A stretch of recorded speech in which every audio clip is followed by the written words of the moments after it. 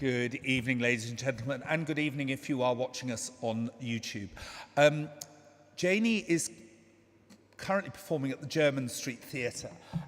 She came down at 4:40 and is on her way, but obviously with the weather being what it is, she did say to me, she said, if I am late, just sing a song. Well, we're not going to sing a song, but she will be here, obviously, as soon as she can. So if I may indulge your patience for just a little bit, we'll, you know, when she gets in, we'll obviously dry out her swimming costume and do her hair, and then we'll enjoy her lecture. So we'll be with you as soon as we can.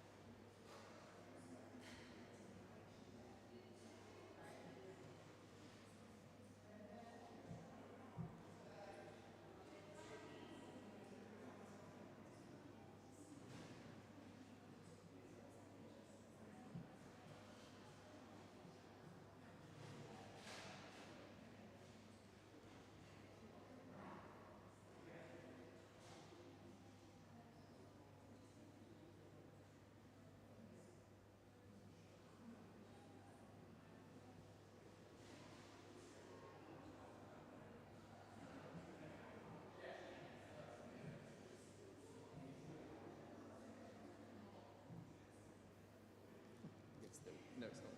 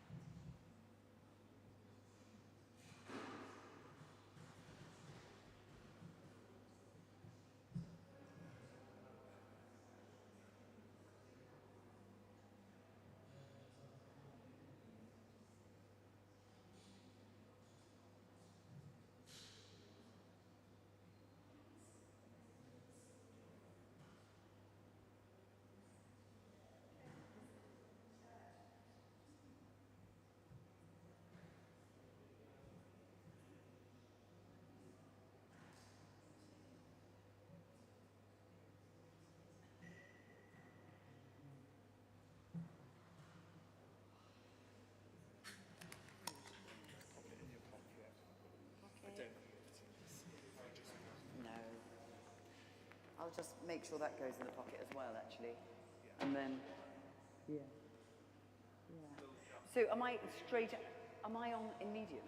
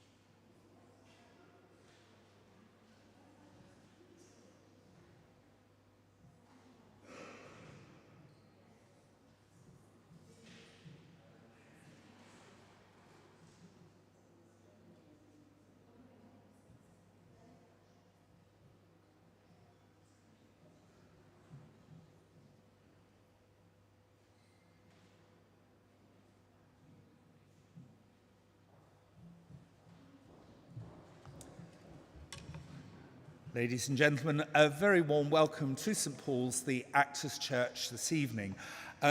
We have been the Actors Church for nigh on 400 years.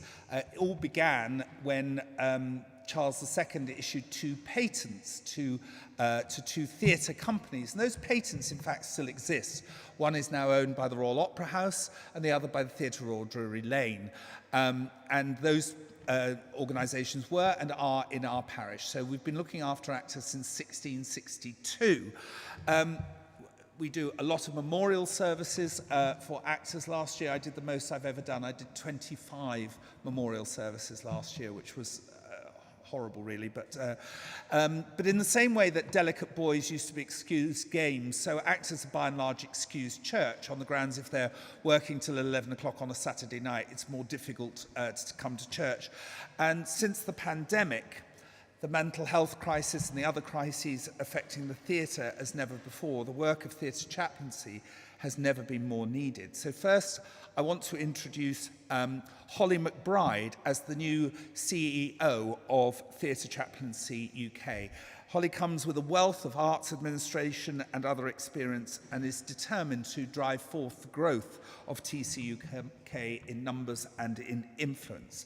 I think we're very lucky to have her, and I very much look forward to working with her. Do please, if you are able, stay after this evening's lecture, where we have a free bar, whoopee, for a while anyway, and a chance to meet Holly. I'm also able to announce tonight that we've now got agreement with 5 of the 6 Lloyd Webber theatres to introduce new chaplains there. So Peter King is to be the new chaplain at the Adelphi Theatre, Barbara Hume is to be the new chaplain at the Cambridge Theatre, Matthew Harding is to be the new chaplain at the Gillian Lynn Theatre, Joe Moore moves from the Sondheim Theatre to the London Palladium, Andy Arnell is to be the new chaplain at the Theatre Royal Drury Lane, and Paul Wood is to be the new chaplain at the Sondheim Theatre and also new chaplain at the Lyric Theatre.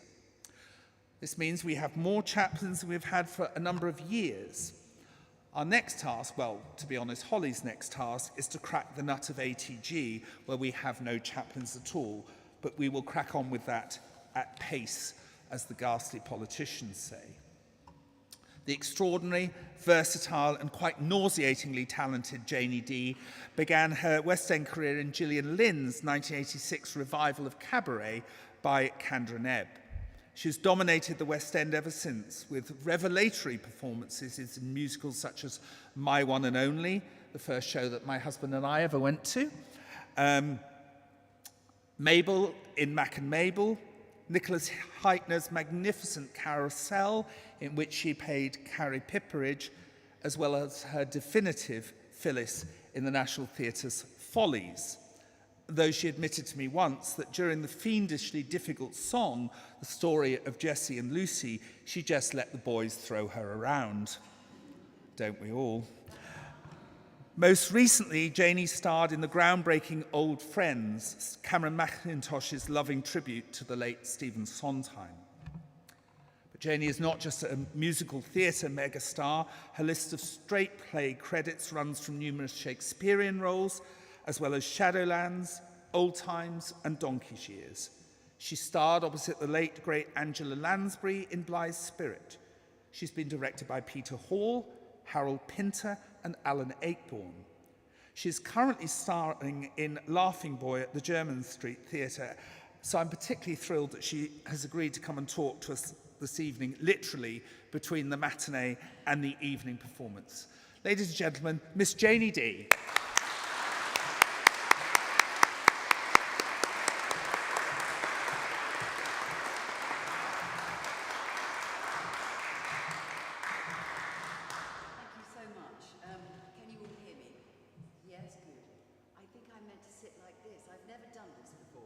So it feels like I can, maybe I should. Yes, I think I will. Is that all right to stand there? Because I can put my speech there as well. Thank you. No, it's okay. Okay. Did a good warm up earlier today, so we're all right.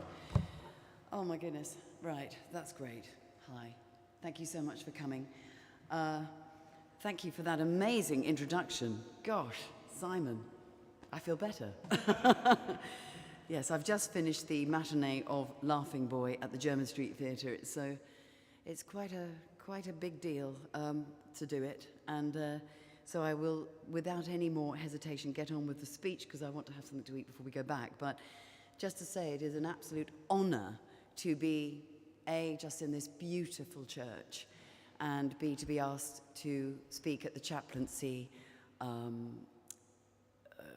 What is this? It's not you're not actually registering chaplaincy people today, are you? Just a lecture. I just want to say that when I was at the Gielgud with old friends, that our theatre chaplain, Niall Weir, was absolutely a lifesaver. He was so wise, and he was always available at the right time to have a good chat if you needed it, or a little pray, which I wanted once. And it really did help. He was, I don't know how we'd do without. It's really something that I'm so grateful for, thank you. Whether one is religious or not, it's lovely to have somebody you can just say, could we have a quick chat?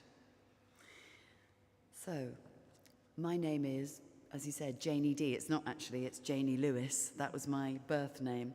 But I fell in love with David Jason when I did my very first job, which was a pantomime. And he was Buttons, and so I named myself D for David, Janie D for David. So that is it. I'm an actress, I'm a producer, and I'm a mother. All very important to me on why I began the London Climate Change Festival in 2020.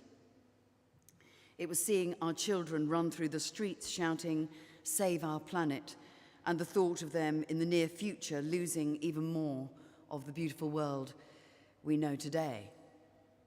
Right now, here in London, the green parks and bursting colour from flowers, plants, bushes and trees is astounding.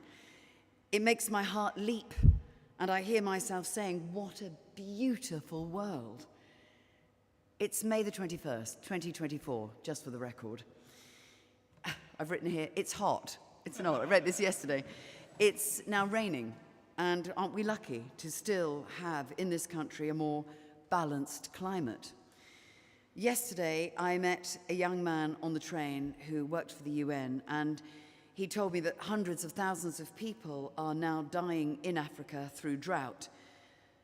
I looked on the UN website afterwards, and I read this.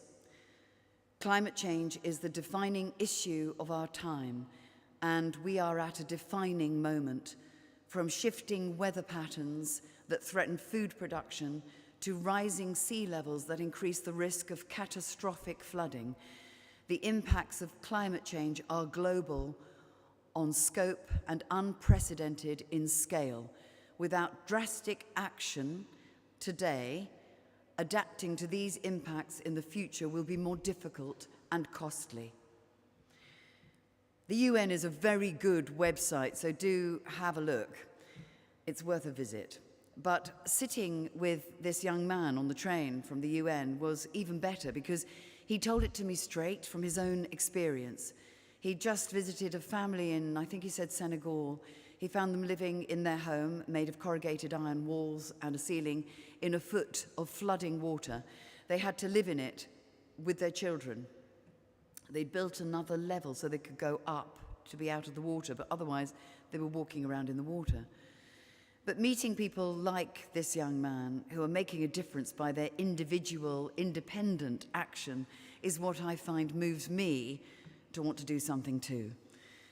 Another person is Luke Douglas Home, who was in a coma and then decreed paralyzed after a catastrophic fall. He then taught himself to walk again and is now running around the coast of our country picking up plastic pollution.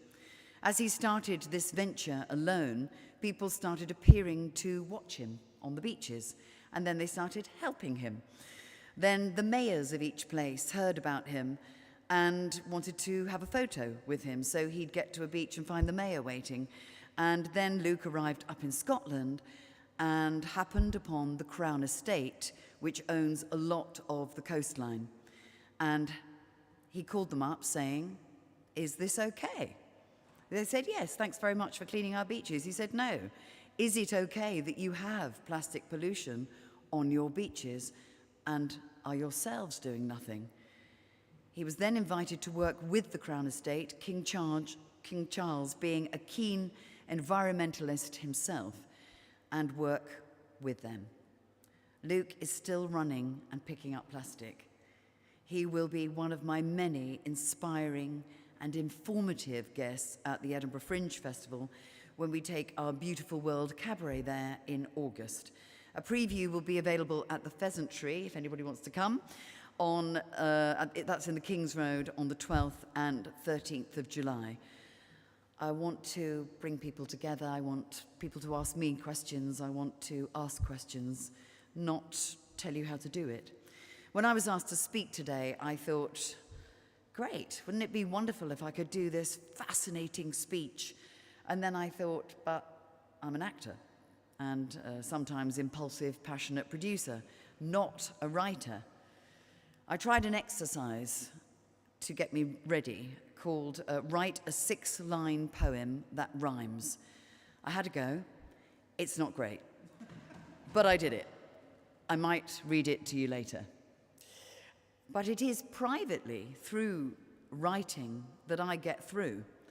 6 years ago began one of the toughest times of my life, and it was by spilling my thoughts and emotions onto the page that I began to make sense of it. That and prayer, talking to God, meditating, and peace became accessible to me once more. Words are a true gift and the binding connective tissue of my heart, my faith, my passion, and my work.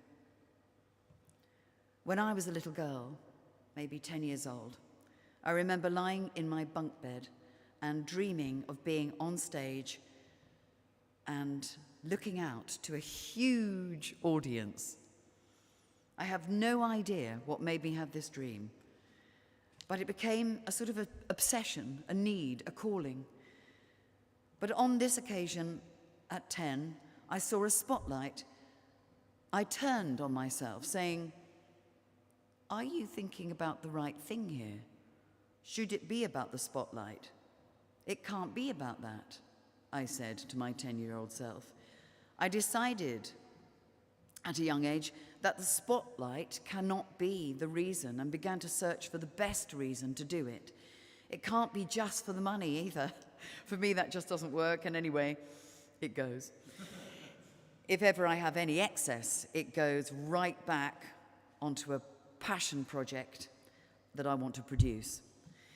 But it's about the conversation, and when the conversation is good, whether I'm on stage or in the audience or even in the dressing room listening to the tannoy, when the conversation is good, the riches of that conversation that happens in the ether during a performance can be fulfilling, helpful, life-affirming.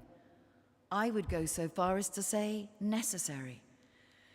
And I've just left a performance, and two of my colleagues are here from Laughing Boy, and it's true of this performance too. There is a very important conversation going on when we do that. When coming to the end of my time with Angela Lansbury in Blithe Spirit, I asked the company to learn a Noel Coward song each, and then proceeded to build a little show to say farewell to Angie. I realized as it came together that the Café de Paris would be the perfect venue, being just around the corner from the Gielgud and, even better, Noel Coward's favorite cabaret venue. I went in and asked if we could have the space, and they said, sure. Dinner too for 500 guests? Sure. Deposit, £3,500. Hold on a minute, I said, and I made a quick phone call to the Noel Coward estate, who's, let's say, the boss. I know him. And I said, could you possibly help me? He said, absolutely not. And so I found my bank account with about that much in and put it down. And then loads of phone calls, so we had it, and rehearsals, later the most wonderful evening, full to the brim with an excited audience. The dinner had been enjoyed by a number of charities I sat on who had bought a table for their guests, and later received all that money back and more. Everyone wanted to be there because, like me, they knew that Angie was precious and fabulous, and we might never see her again. I had asked Christopher Biggins to be the MC because we had to do the performance of Blithe Spirit while they all ate the dinner.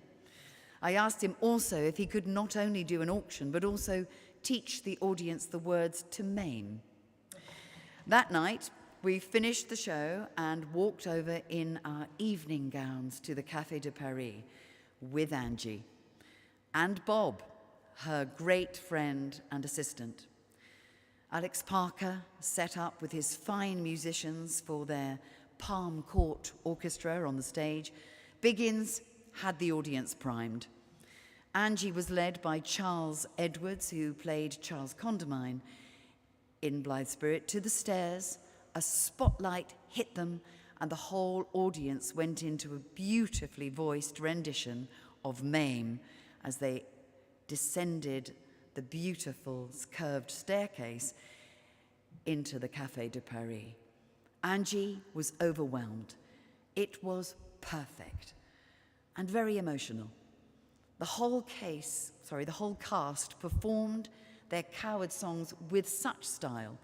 I called the evening Marvelous Party, and Serena Evans did an absolute knockout version of it that evening. Jemima Rooper sang Mad About the Boy as she also descended the stairway, preceded by Tom Cole, a saxophonist at her disposal and actor extraordinaire. Charlie read a poem.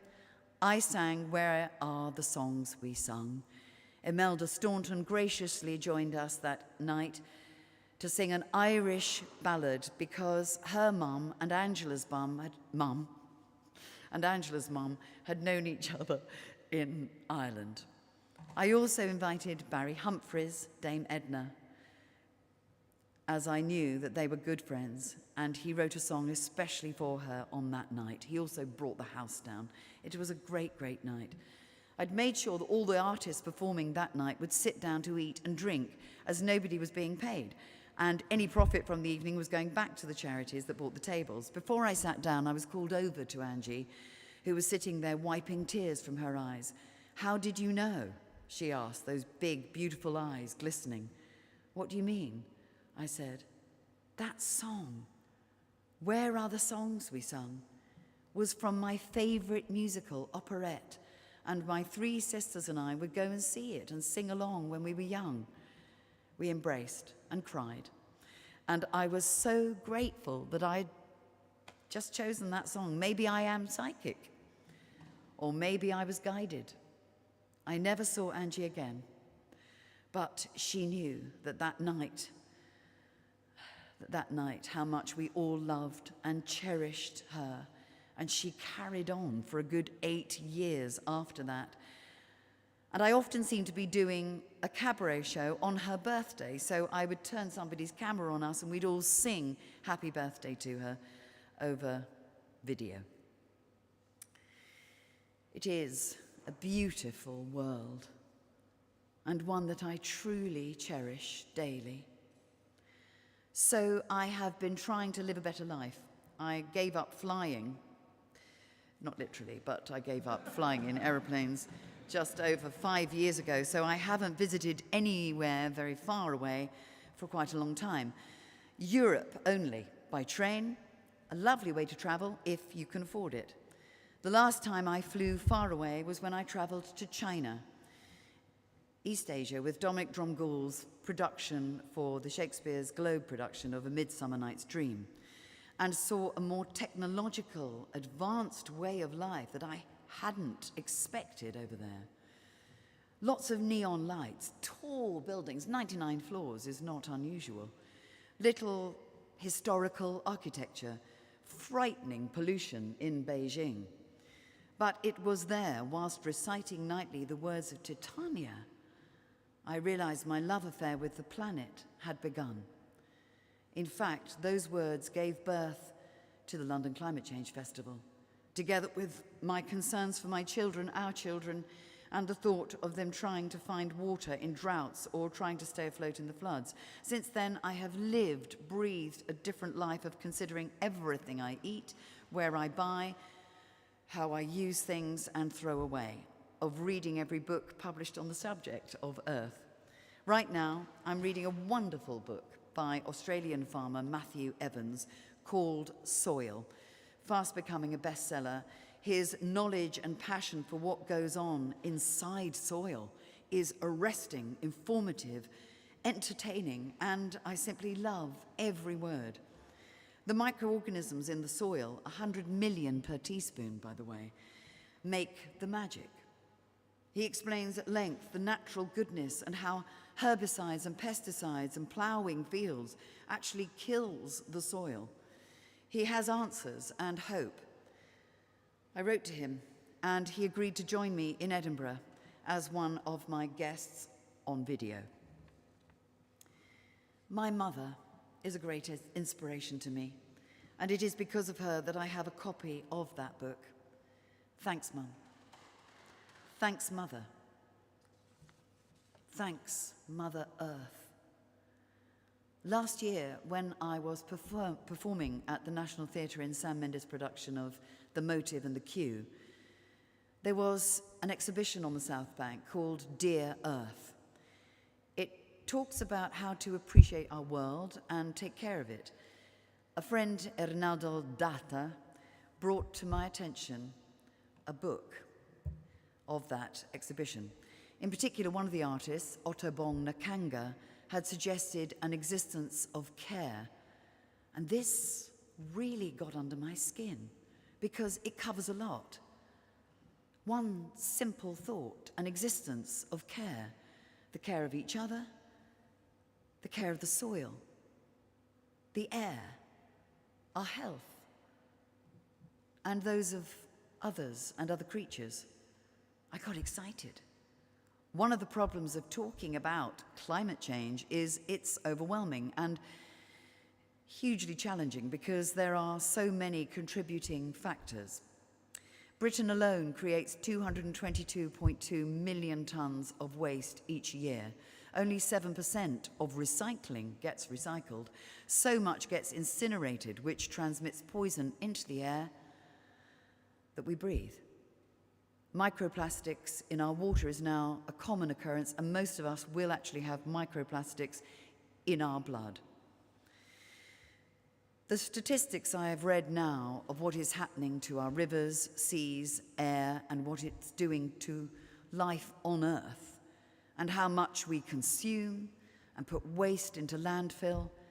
I went to visit a landfill. I'll just tell you very quickly that I drove one day into it because I'd been passing it several times. It's in Gloucestershire.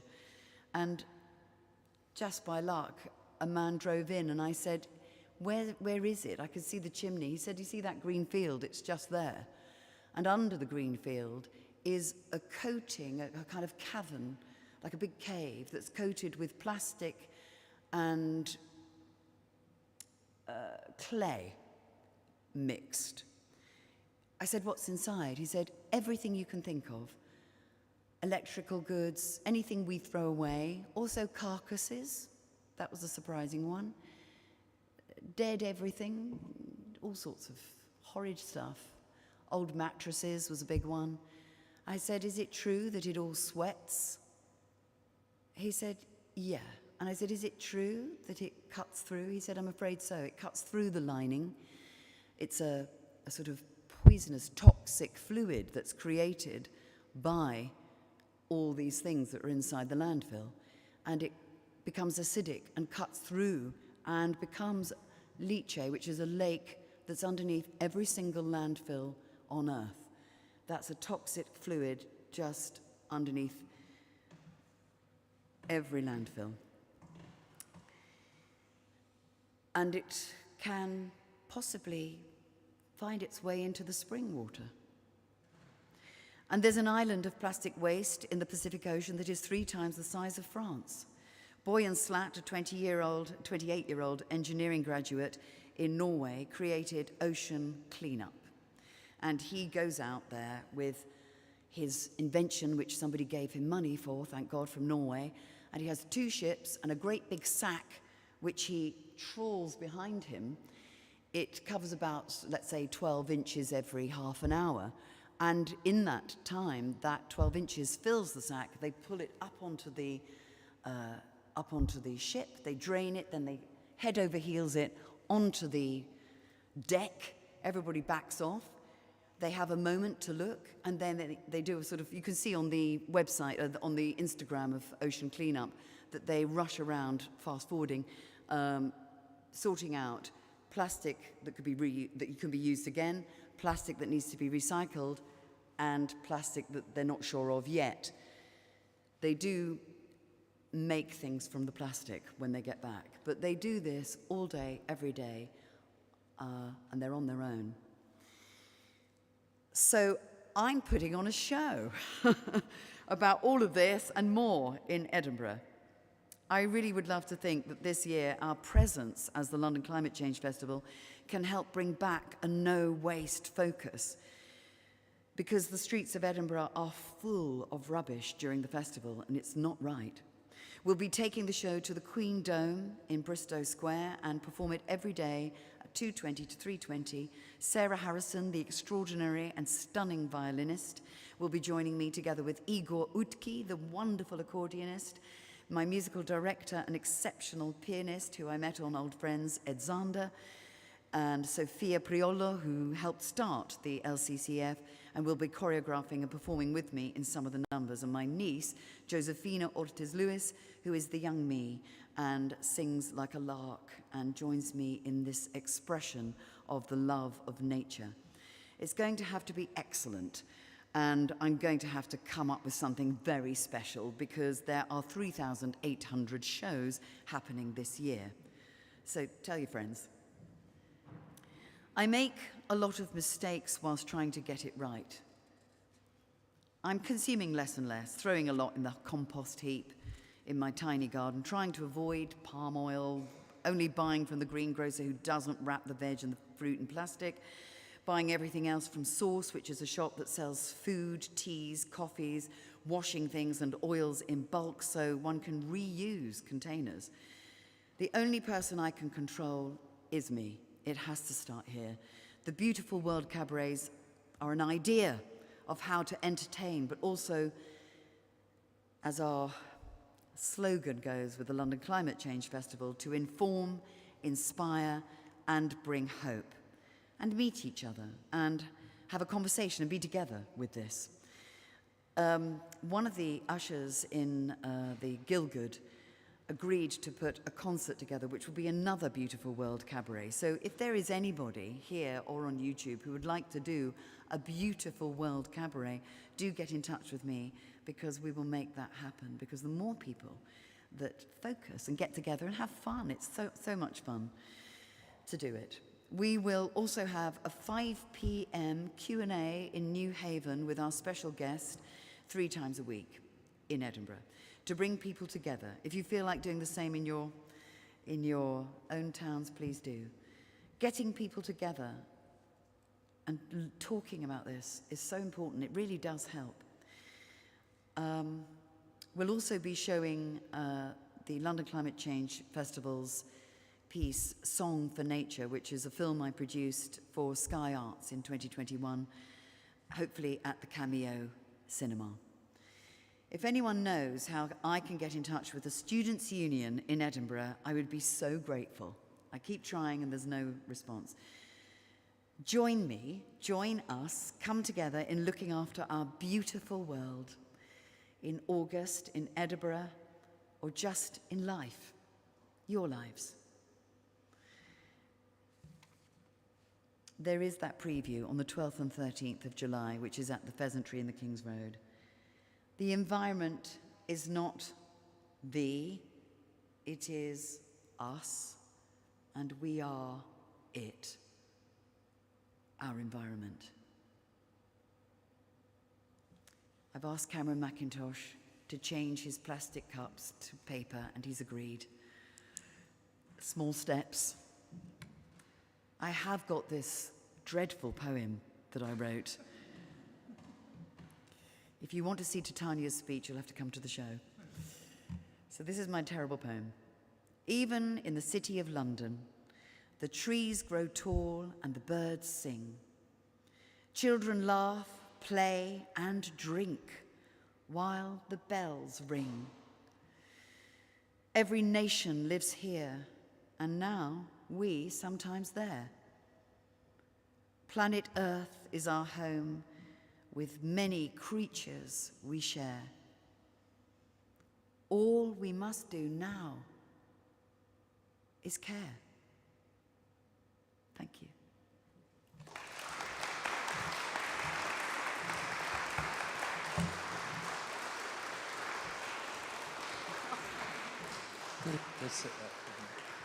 So thank you so much, Janie, for that inspirational tour d'horizon, really. The way you linked so many things is extraordinary.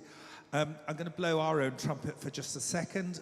We've also, thanks to Phil, who's our eco-church lead, we've gone a little way. We don't use plastic very much at all anymore in catering at all. We've gone over to other things. We've won our Bronze Eco-Church Award. We're now working towards our Silver Award. So, as you say, the only person you could change really is yourself. Now, I'm sure there's some questions. I know Janie has got to get back to the theatre, but if you can take a few questions. Whilst you're thinking of a few, I'm going to tell you a MAME story, because you mentioned MAME. MAME isn't revived very often. It's a fiendishly difficult show to do, and of course Angela Lansbury did the original Broadway production, but it was revived a few years ago, I think just before lockdown, with the extraordinary Tracy Bennett as Mame, and the equally extraordinary and gorgeous Harriet Thorpe playing Vera. And Alex Parker was MD up at the Hope Mill Theatre in Manchester, and we went up, and it was absolutely magnificent and fantastic. But for Pride, our Pride concert last year, Mark Petty, who produced it, said, right, he said to me, you and Harriet Thorpe are going to sing Bosom Buddies from Mame, and we did. And I hadn't stepped on a professional stage for 30 years, so it was quite, but I have to say, Harriet was nearly as scared as I was, so it was fine. So, some questions for Janie. Just put your hands up so we can get you on mic. Who would like to start? I know it's very difficult being first, isn't it? It's like, oh, come on, somebody go first. There's a lot of clergy here. Normally clergy are very happy to talk. Noelle Butler. Hi, Janie. It's not so much a question, a statement. Yesterday I went to a dear friend's funeral, 52 years old, and at the end, the undertakers gave us all a packet of wild seeds to scatter where we would wish to. And I just thought that's a lovely gesture to Urban Garden. Yes, it's great. We're actually... For the bees. Very helpful for the bees, which we need to help. We're going to bless the garden on the 23rd of June, and somebody has sponsored packets of seeds for all the children to throw out seeds for our garden. So that's nice. Another question for Janie, or comment? Come on, Ada, you must have something to say. Simon. This is Holly, by the way, our brand new CEO. Hi, Holly. Hi, Janie. Thank you for that. I'm a mum of two small boys. I have an 8-year-old and a 4-year-old. I know you are also a mum. What do you think is the best way for us to go about engaging the very young in understanding this potentially very frightening message, in understanding the gravity of it, and in kind of stepping up to the plate as very young people to take responsibility without being afraid? Yes,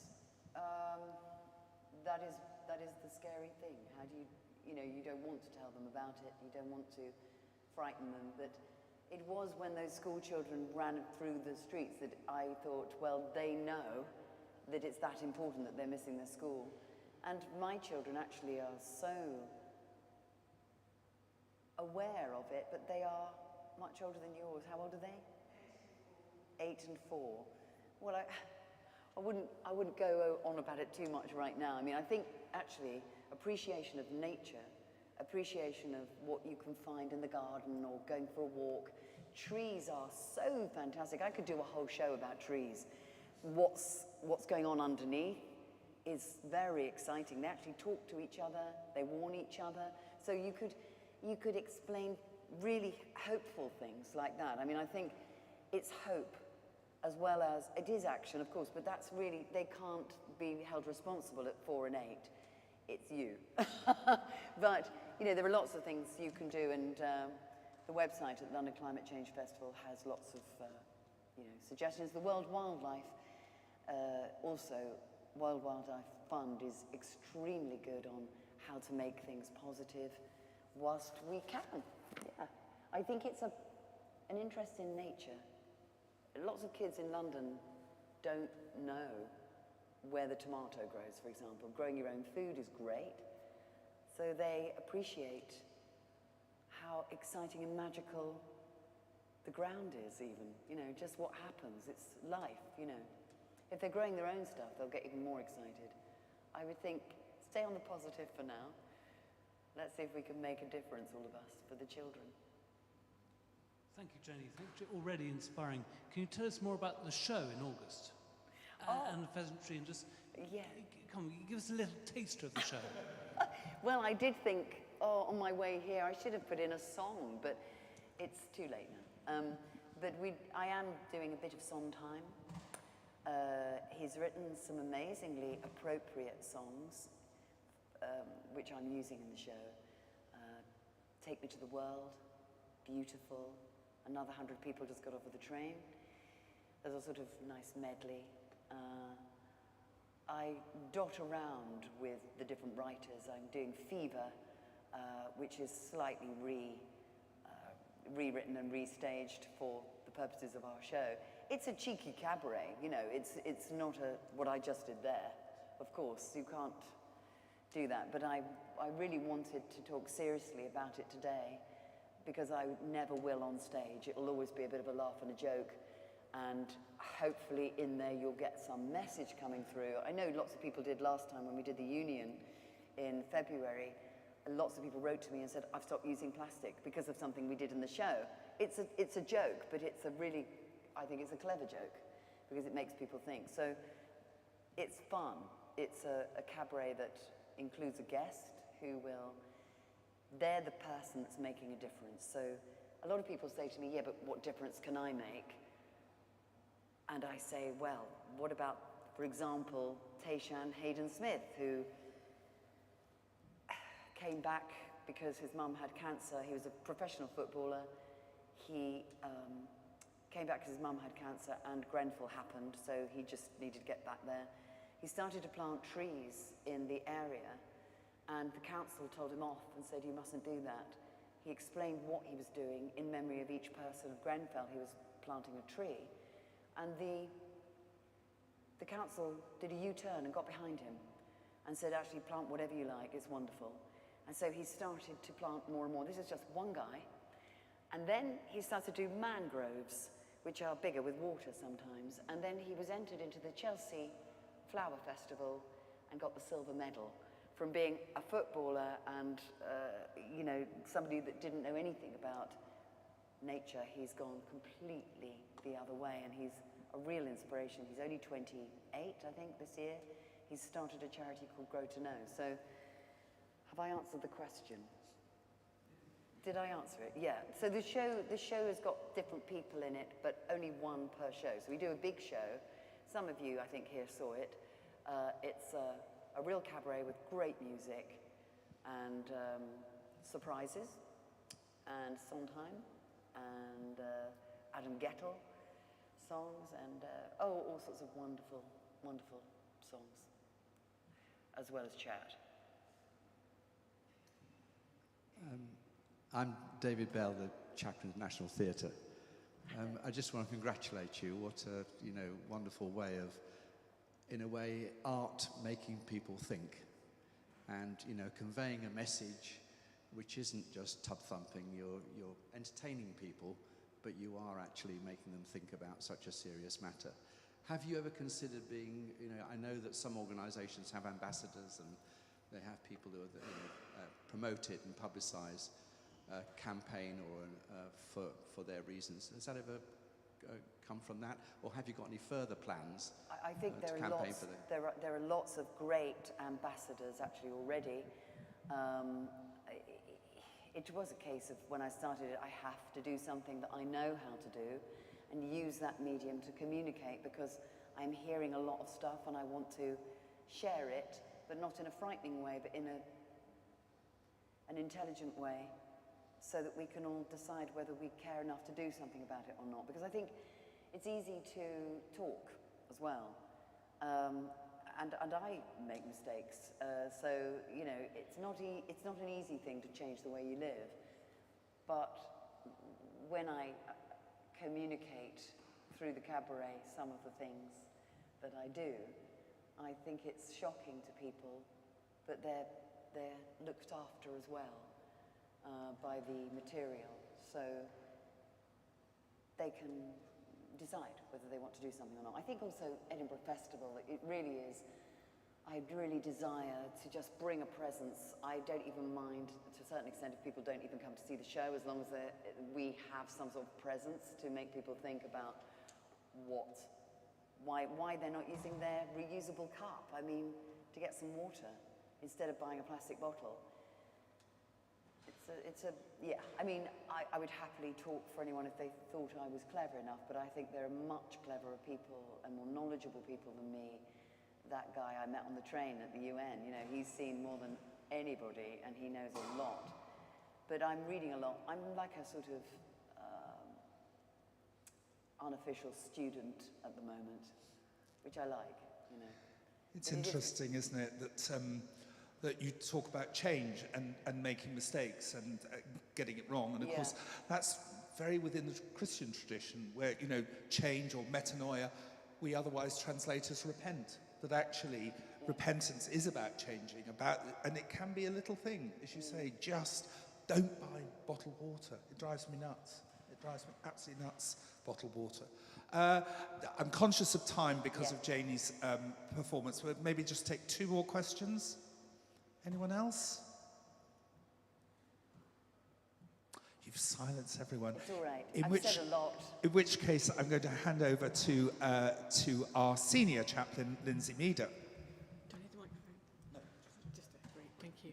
Well, Janie, on behalf of us all, thank you so much. You're not only a passionate producer, but as we've seen more than amply shown tonight, you are a passionate speaker as well. Thank you so and much. you are also an inspiring speaker. And I think I speak for all of us that I think we're all going to go home and take a long searching look at ourselves and say, what can I do better? Because we know we can all make small changes that will make a big difference. Oh, bless I also want to thank Janie because you may not know, for many years she's been a patron of Theatre Chaplaincy UK, and we greatly value her support. And I also want to mention, because she barely mentioned it, other than saying that she's in the middle of 2 shows today, Janie and some of the cast are here tonight. It's great to see, from Laughing Boy at Jermyn Street Theatre. It's on until the 31st of May.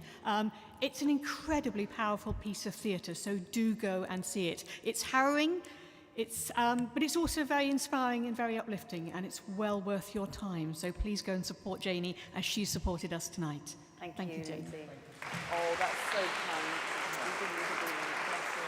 Thank you, Janie. Thank you, thank you. Thank you so much for your help. Thank you. Thank you.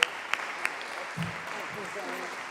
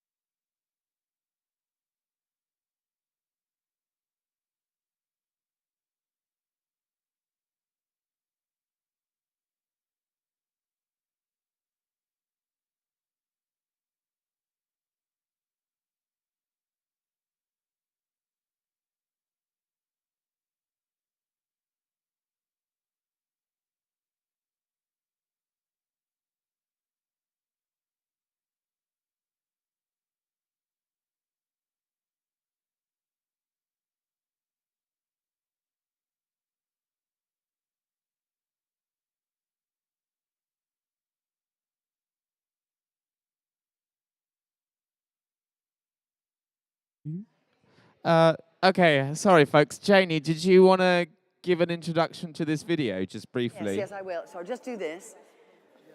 So sorry to take up a bit more of your time, but when I met the guy from the UN on the train, I sort of left him when we departed, and I started to sort of look at the UN website, and then I found this, and I just thought it was probably worth looking, because we live in a country that doesn't have to contend with this, but this is where people are really, and animals are really seeing the climate change effects. Can you see it?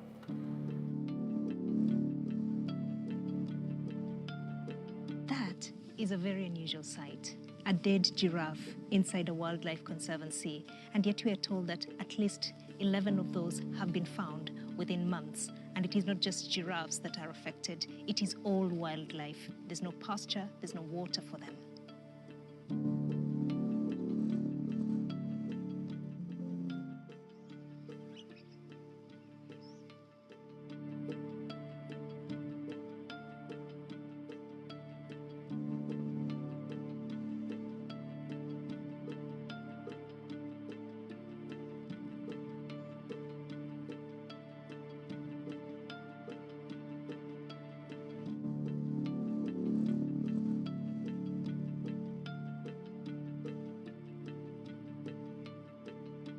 This is the way of life here, pastoralism. Owning livestock is everything. It's a source of livelihood and wealth. Ile ambayo imebaki ni 30. Sasa imemalizika na 140. Ile ambayo imefungua pale hakuna pasture area.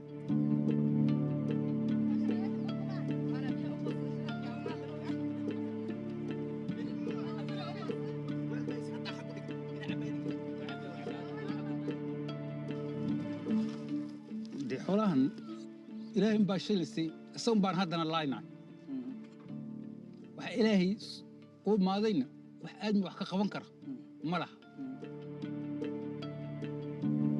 nafku nool baan ahayn hadda xoolaha hadday dhintaan dadkii wuxuu ku sugan yahay maxay la qatar buu ku sugan yahay kole irsaaqada ilaahay baa bixiya laakiin qatar baa lagu sugan yahay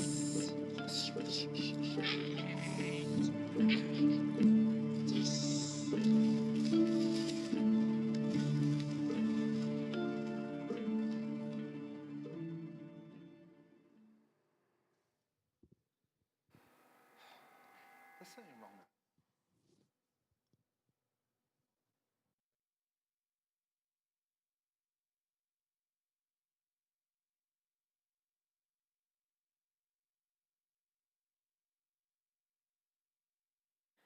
They all get killed in the war, but this is why I wanted to talk to you.